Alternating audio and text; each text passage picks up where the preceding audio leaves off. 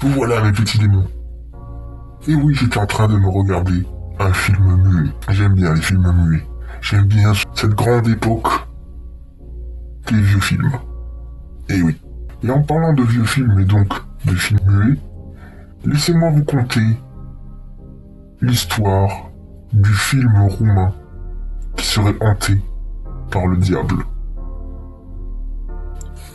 Yo bande de démons mafiosos et de gangsters paranormaux, et salutations à vous autres, créatures des ténèbres. Je me nomme Daemon, et bienvenue dans la tanière du diable des abysses, dans laquelle je vais faire de vos peurs et de vos cauchemars une réalité. Et sans plus tarder, générique.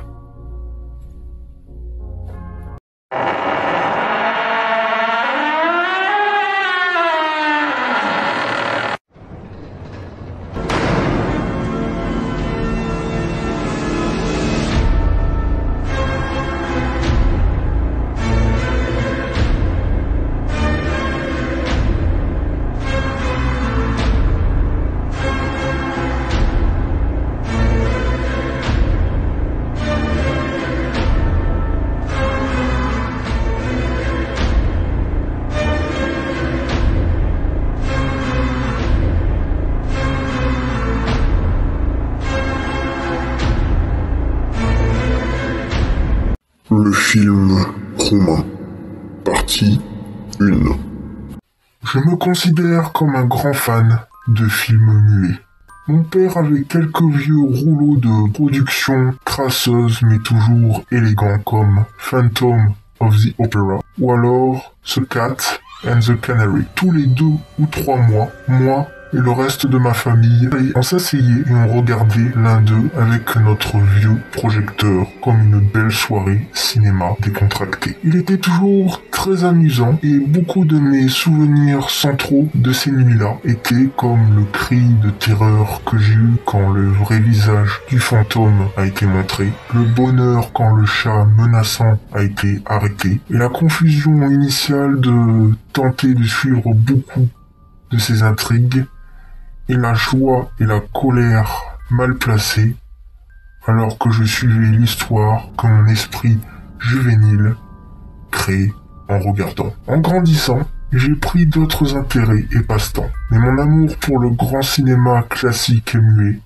n'a jamais disparu. Et je me suis fait des amis qui collectionnent des bobines de films comme mon père. J'ai touché, tenu et vu des films incroyablement rares qui s'y répertoriaient en ligne. Et je vous préface cette histoire avec tout ce contexte parce qu'elle fait partie intégrante de la façon dont j'ai découvert quelque chose de si bizarre et terrifiant. Il y a quelques mois de cela, un de mes amis m'a donné un de ses contacts qui venait d'Europe, plus précisément de Serbie. Et il m'a dit qu'il avait un film dont il a dit que je serais fasciné. Ce qui s'est également avéré être quelque chose qui serait heureux de charger lui-même pour environ $200 de dinars serbes. Intéressé, je lui ai demandé et reçu ses coordonnées et plus tard dans la journée, j'ai envoyé un courriel à cette personne de Serbie. En me présentant et en voulant être renseigné sur le film, je lui demandais les faits de base sur le moment où il a été fait et si d'autres copies de ce film ont fait surface. Et sa réponse a confirmé que le film était comme prédit par ma connaissance. Avec un anglais légèrement cassé, cette personne venue de Serbie m'a affirmé que le film a été tourné durant les années 1907 et il était d'origine roumaine. Notant également qu'il n'avait pas vu le film répertorié ailleurs, ce qui indique qu'il n'avait pas seulement été perdu, mais était si obscur qu'absolument personne ne savait rien sur son existence, à part moi, cette personne, sa famille et des amis. Il a ensuite expliqué comment il est entré en possession de cette bobine et m'a donné un aperçu général de l'intrigue. Et selon lui, son grand-père l'avait acheté à un vendeur ambulant près de la frontière serbo-roumaine. Il n'en a jamais beaucoup parlé, mais le vendeur se souvient que son père lui avait dit de faire attention aux clôtures, citant qu'il avait lui-même vu un homme sans langue qui babillait à propos d'un film essayant de le vendre. Elle était restée dans la famille depuis, même s'il ne pouvait pas dire si elle avait été regardée ou non, et il savait certainement qu'il ne l'avait jamais fait parce qu'il ne voulait pas la vendre ou il n'y aurait même pas de film à vendre. Et il se souvenait que son père lui avait raconté qu'un homme avait rencontré un démon. Mais les détails étaient flous dans sa tête et il ne pouvait pas se rappeler complètement. Le nom de ce film, en roumain, se nommait Omagiu Diavolului, qui peut se traduire en français par Hommage au diable. Et tout ceci a retenu énormément mon attention et j'ai immédiatement fait un virement à cet homme et il m'a envoyé un autre courriel en me remerciant abondamment. Et en rétrospective, j'ai dû voir les signes avant-coureurs qui commençaient ici. Car il y avait au moins 3 pages entières de la phrase « Merci tant » répétée encore et encore et encore. Puis, quelques semaines plus tard, un colis est arrivé par la poste. Et c'était une bobine de film oxydée et poussiéreuse, avec un film enroulé autour du centre. J'ai alors sorti mon vieux projecteur et l'écran et j'ai inséré soigneusement la bobine. En l'allumant et en commençant le film, j'ai eu un étrange malaise. En regardant le film bouger, il a commencé avec un écran tout simplement noir pendant quelques minutes, avant de devenir un plan d'établissement d'une petite ville. La clarté de l'image était anormalement élevée pour un film si vieux, et il était clair que la ville vue n'était pas un modèle ni un ensemble, mais un vrai. Les gens entraient et sortaient des magasins et des restaurants et se parlaient sur les sentiers. Et on voyait des chevaux transportant des marchandises sur les routes pavées.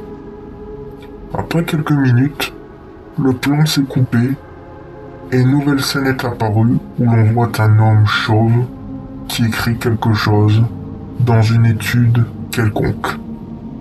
La chambre était sinistre et sombre, et la seule lumière étant d'un couple de bougies à la table où l'homme était assis. Il portait un costume débraillé avec un maillot simple, et son pantalon avait des trous juste autour de ses chevilles.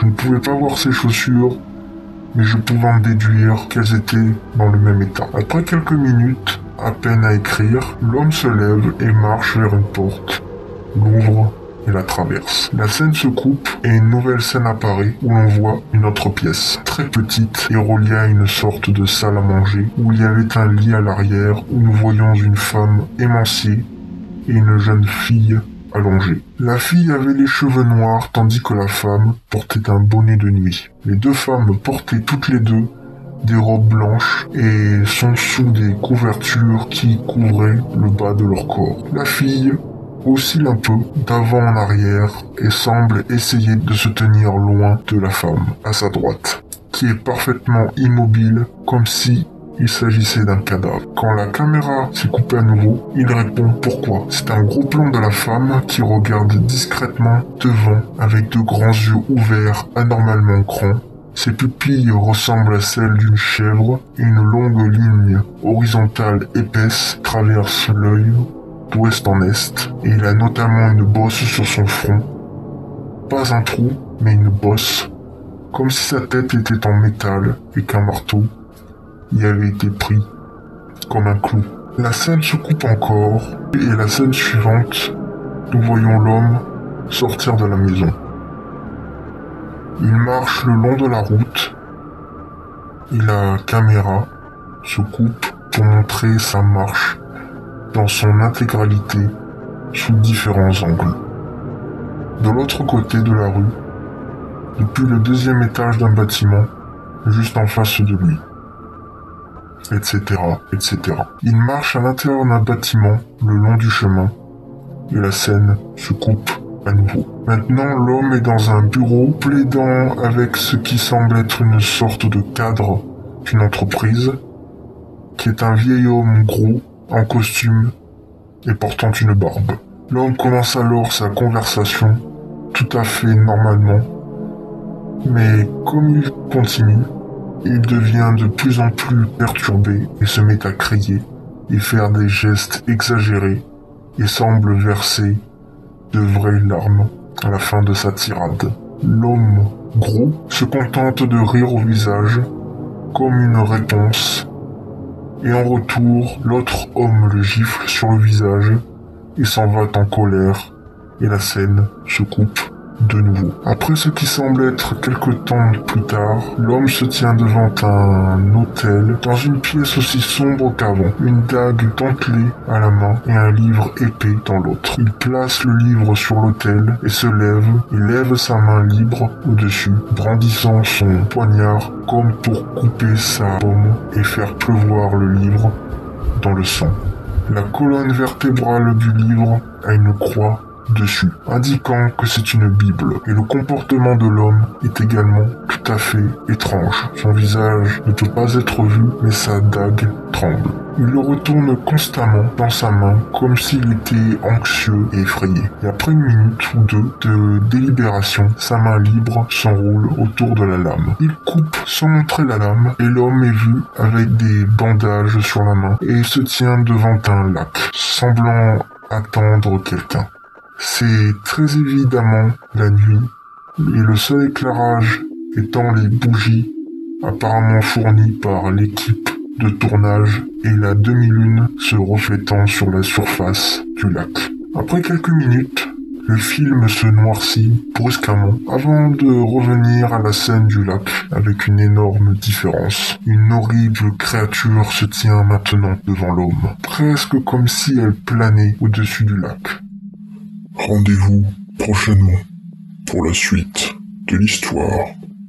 Allez, ciao.